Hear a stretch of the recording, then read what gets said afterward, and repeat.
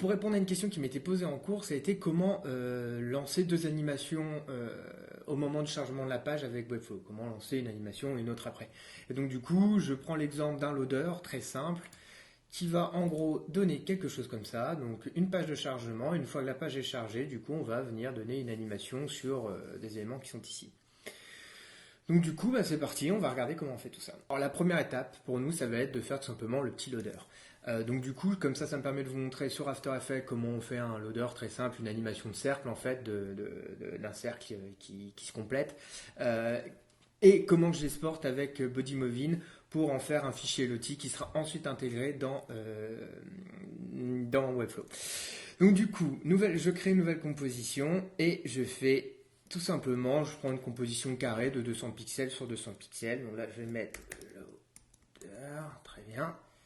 Ok, 2 secondes, ça sera très bien. De toute façon, c'est pas très important parce que le nombre de secondes, ensuite, donc ça va me créer 2 fois 24 images, ça va faire 48 images, mais de toute façon, tout ça, je pourrais venir manipuler la vitesse à laquelle je regarde les images et tout simplement dans l'outil après.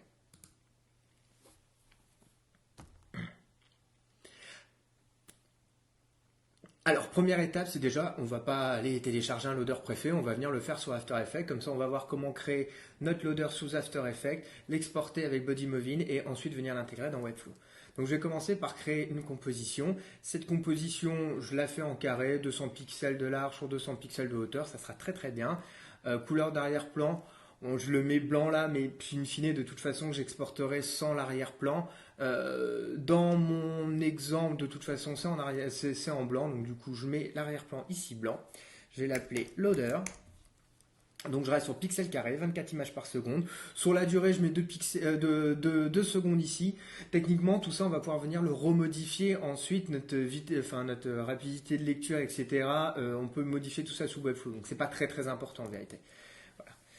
Donc, je viens ici. Je viens avec les outils qui sont ici, prendre l'outil ellipse, je garde Shift enfoncé pour tracer un cercle parfait, enfin tout simplement un cercle et pas une ellipse. Je viens l'aligner au centre, très bien. Et donc du coup, on voit que sur ce calque de forme, j'ai tracé une ellipse et je vais venir ici ajouter et je vais ajouter un paramètre. Et donc du coup, vous voyez que vous avez ici plusieurs paramètres qui vont vous permettre d'animer tout simplement votre cercle. Moi, ce qui va m'intéresser, c'est raccord de tracé. Dans raccord de tracé, ça va me mettre ici. Je vais avoir la possibilité de dire, voilà, mon début, tac, ma fin, et de voir comment je vais pouvoir tout simplement animer ces paramètres-là de telle manière à avoir un cercle qui se remplit. Donc du coup, je vais au bout, je vais ajouter ici une keyframe de début à 100%. Je viens au début de mon animation et en gros, je viens lui donner... modifier cette valeur-là pour la passer à 100%. Donc le début, j'ai rien, et petit à petit, je vais venir tracer mon cercle. Allez, paf. C'est vraiment tout con. Donc là, c'est un peu lent, mais c'est pas très problématique. Comme je vous dis, on va pouvoir venir modifier cette vitesse après dans Webflow. Donc du coup, maintenant, c'est comment j'exporte cette petite animation After Effects, en quoi je l'exporte pour pouvoir l'intégrer dans Webflow.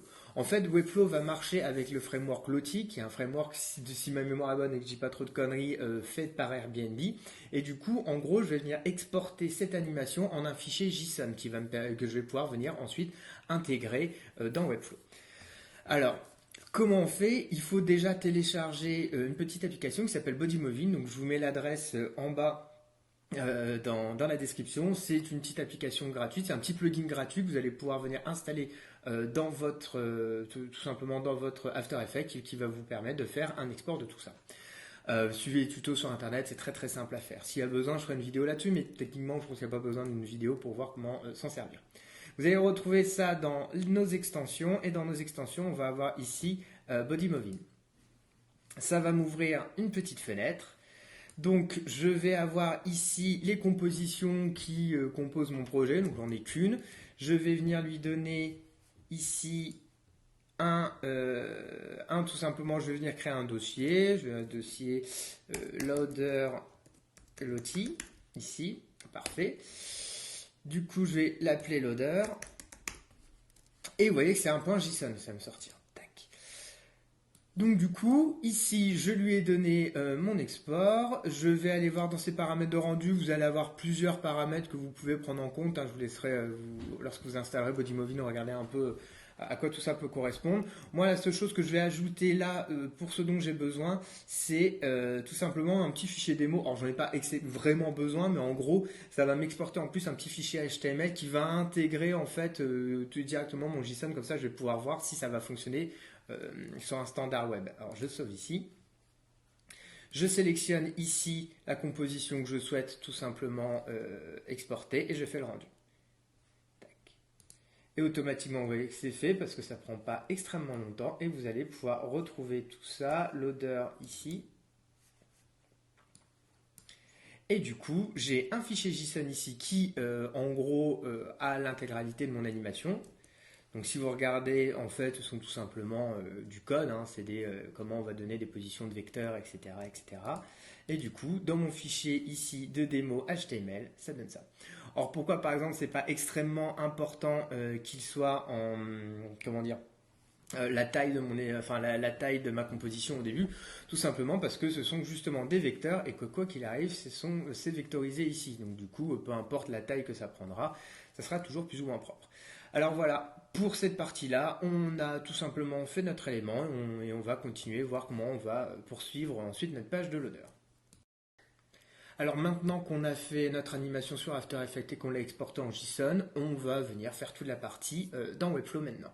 Donc je commence en créant une section. Cette section va être la section Hero. Dans un premier temps, on va faire déjà ce qu'il va y avoir après le chargement. Section Hero. Cette section prend 100% de la largeur et 100% de la hauteur du viewport. Et je vais venir mettre à l'intérieur, tac, mon image, une image téléchargée sur Unsplash et je vais lui mettre à 20% ici. Très bien. Et par-dessus ça, du coup, par-dessus ça, je vais ajouter un titre, un heading, le loader de la mort, et je vais lui mettre une typo, on s'en fout, impact, un truc qui claque. Ouais, j'ai des typos de base, donc il n'y a pas grand chose. Bon, allez, on va rester sur un Merriweather. Et donc du coup, ma section Hero, je vais la placer en flex, verticale, et je vais aligner ça. Je vais agrandir légèrement ici mon texte, et je vais lui mettre un truc assez grand. Allez, un petit truc comme ça. Ok, parfait. Et du coup, maintenant, moi, le truc, c'est que si je lui mets plus de marge ici, ça va pousser mon image. Et puis, de toute façon, ce que j'ai envie de faire, je vais peut-être rajouter une div.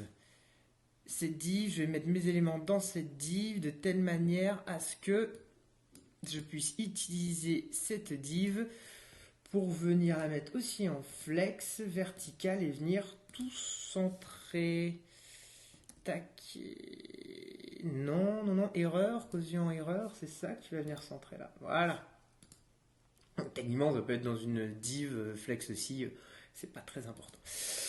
Donc voilà, j'ai ma div. Cette div là, je vais l'appeler ONM class, je vais l'appeler content, ça va être content hero.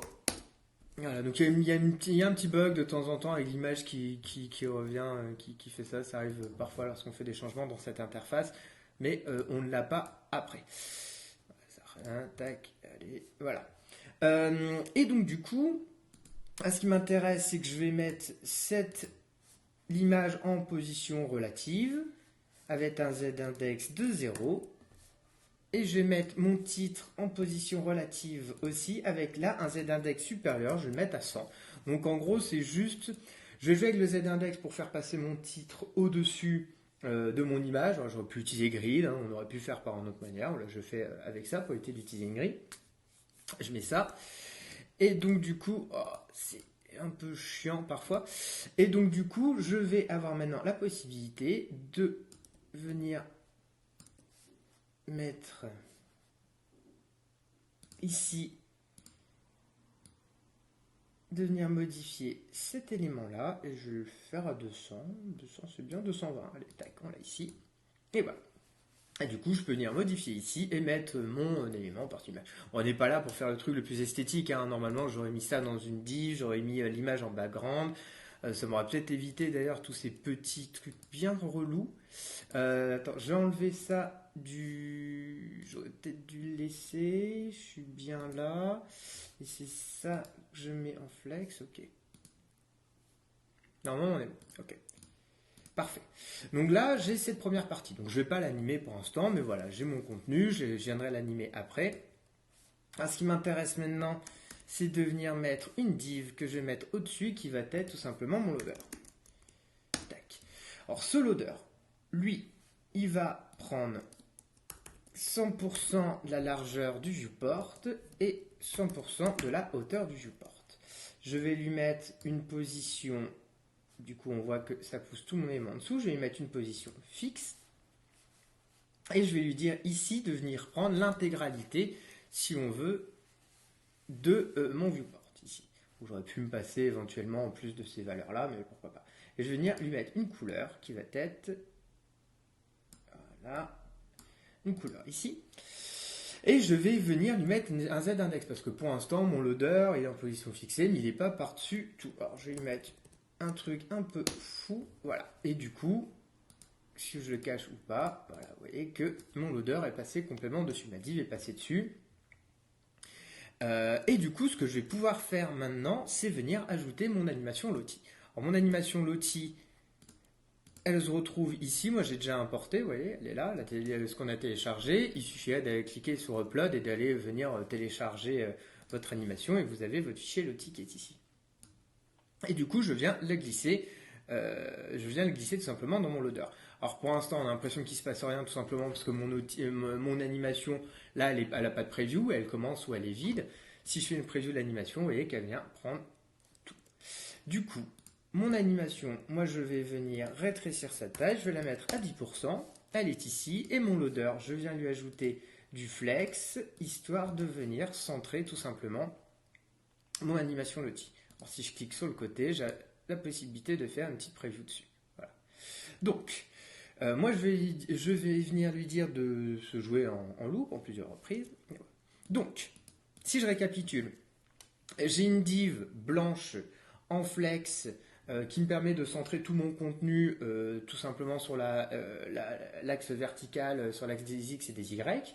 Et au milieu de tout ça, j'ai mon animation Lottie, du coup, que j'ai faite sur After Effects et que j'ai exporté du coup avec Body Mobile. Si je la cache, en dessous, j'ai une section Hero qui a une div Content Hero à l'intérieur qui dispose d'un titre et d'une image. Ces éléments-là sont en position relative et avec ce qui m'a permis du coup de venir jouer avec le Z-index qui est ici. Voilà. D'accord, comme je dis, hein, c'est vraiment un bug à la con qui est ici. Si quelqu'un sait comment gérer ce bug-là, n'hésitez pas à me dire en commentaire, parce que là, j'avoue que ça m'arrive de temps en temps et que c'est un petit peu chiant. Ok, donc voilà. Maintenant, moi, ce qui m'intéresse, ça va être de venir faire toutes les animations. Alors, je vais venir faire un trigger sur le loader. Techniquement, on s'en fout, en fait, on pourrait venir mettre un trigger ailleurs, c'est pas très important. Et ce que je vais venir faire, c'est pas un element trigger, mais un page trigger. C'est-à-dire que c'est sur un événement de page et pas l'événement d'un élément que je vais venir tout simplement lui faire une animation. Et moi, ce qui m'intéresse, c'est au moment du chargement de la page. Au chargement de la page, j'ai deux choses. J'ai quand la page commence, quand la page est en train de charger et quand la page a fini de charger. Donc moi, je vais créer une animation ici pour quand la page est en train de charger. Là. Loading. Et du coup, ce que je veux faire, c'est ce que je veux lui dire, c'est que quand la page elle est chargée, la div loader elle est visible. Et quand ça a fini de charger, elle disparaît, tout simplement. Donc, au début du chargement, cette div a une opacité de 100. C'est sa position initiale. Donc, je lui mets en set as initial states. Et du coup, à la fin du chargement, je vais venir lui mettre une opacité de 0. Tac. Une opacité de 0. Alors si je lui demande de me faire le test, on voit que j'ai même pas le temps de voir mon élément alors d'ailleurs mon élément là où j'ai mon ellipse qui charge ici, qu'est-ce que j'ai fait? Je l'ai enlevé du flex, voilà, comme un con, je l'ai enlevé du flex, voilà, ça marchera mieux ici. Mais du coup, la problématique, c'est que comme j'ai pas une page extrêmement grande, bon, bah, on voit que ça change très rapidement. Du coup, moi, ce que je vais faire derrière, c'est que je vais un petit peu tricher. Et je vais venir donc du coup sur mon chargement, ici, et je vais venir rajouter un délai. C'est un peu de la triche, mais voilà.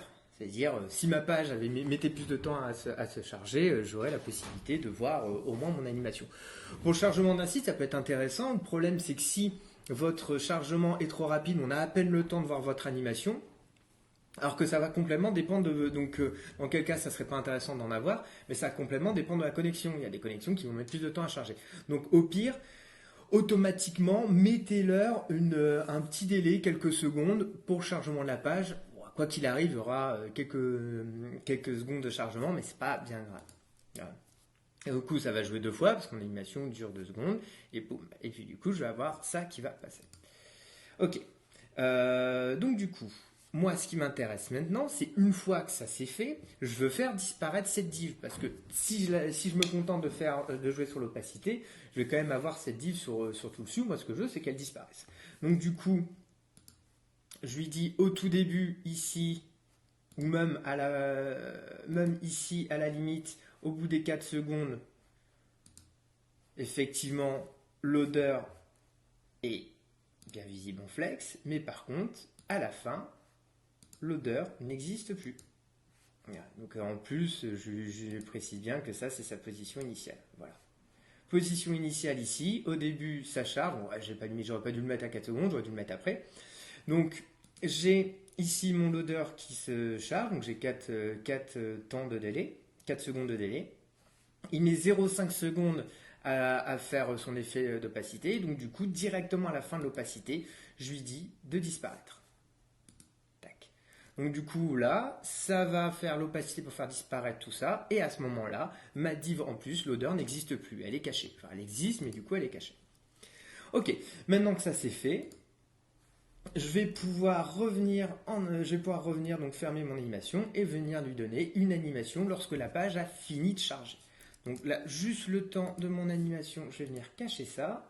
De toute façon, ça fonctionnera après, parce que du coup, je vais donner en animation visible en flex. Donc de toute façon, même si je la cache même si je la cache ici, de toute façon, ça démarre avec l'animation où la position initiale est tout simplement apparente. Donc ça ne changera pas grand-chose. Donc je reviens ici, page load, et je vais venir ici créer une nouvelle animation. Donc je ne vais pas remettre celle-ci, je vais faire après le chargement, et je vais venir jouer avec mes valeurs qui sont ici. Alors, je vais les refaire ici pour qu'on rende cet effet, voilà. Du coup, ce que je veux, c'est que cette image, après le chargement, cette image vienne tout simplement apparaître. Donc je vais faire venir cette image vers le bas, donc un mouvement où elle va arriver vers le bas, le titre un mouvement vers le haut, et je vais venir jouer avec leur opacité. Donc l'image mouvement, je vais venir la descendre légèrement vers le bas et lui définir ça comme sa position initiale. Et à la fin du chargement, je veux qu'elle revienne donc à 0. Tac, voilà. Et je vais faire la même chose pour ça. Je vais venir lui donner un mouvement au tout début ici. Je vais lui dire que c'est sa position initiale. Et ensuite le mouvement à 0. Tac, voilà. Et je vais venir faire la même chose avec, du coup, maintenant que j'ai fait ce placement-là, je vais pouvoir venir faire la même chose avec l'opacité. Opacité, au début, on est à 0%. Et ensuite, ici, l'opacité, on va être à 100%. Et je vais faire pareil pour mon titre, qui quand il est ici, là, l'opacité initiale est à 0. Et ici, l'opacité va être à 100%. Tac, voilà. Donc, je vais avoir ça. Donc, au début, mon image est en bas avec une opacité à 0. Mon titre est en haut avec une opacité à 0. Et par contre, lorsqu'ils vont revenir ici, voilà, et ils vont être complet. Alors, le seul truc, c'est que, rappelez-vous, pour notre page de loader, on a un peu triché, c'est-à-dire qu'on lui a déjà donné 4 secondes, si vous voulez, de temps de chargement. Donc du coup, il faut venir reproduire ce délai ici aussi. Donc je rajoute 4 secondes. Alors, je vais rajouter, après à vous de venir manipuler aisément comme vous le souhaitez ici. Je pense qu'on pourrait venir retrafiquer ça pour que ce soit un peu plus joli par la suite. Voilà. Et ensuite, ce que je vais faire pour avoir quelque chose de plus joli aussi, c'est que je vais donner ici un easing, ease out à chaque fois. Soit que ce ne soit pas une animation complètement linéaire. Tac. Tac. Voilà. Et du coup, je peux lancer mon animation. J'ai mon temps ici où ça va se faire. Ça va disparaître avec ça derrière. Donc voilà. Donc j'ai répondu à la question dans quel cas on va pouvoir faire tout simplement lancer 2 animations en même temps.